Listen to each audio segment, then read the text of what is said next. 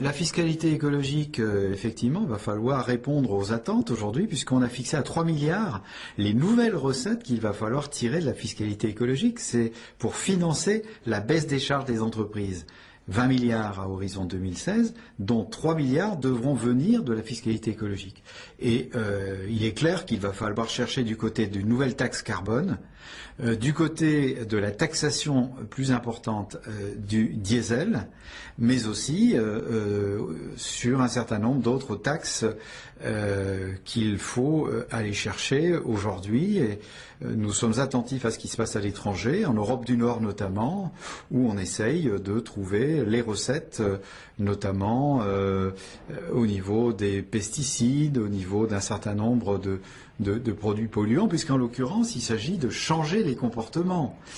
Ces recettes ne sont pas destinées à punir les consommateurs, certes, mais il s'agit tout de même d'orienter le comportement des consommateurs.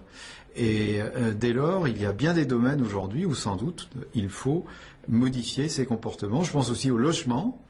Il n'y a pas que les déplacements, il n'y a pas que le gasoil, mais il y a aussi le logement où il y a sans doute des modifications à faire pour que les logements consomment moins d'énergie.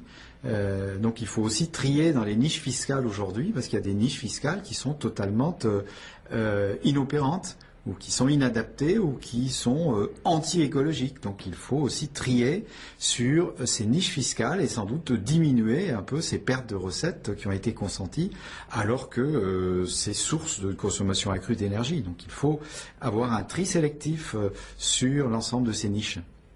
Et s'il faut dépenser un peu moins que ce qui est inscrit, il n'y a pas besoin de collectif budgétaire pour le faire. On peut très bien geler la dépense par décision de l'exécutif. Et le collectif budgétaire ne s'impose pas aujourd'hui.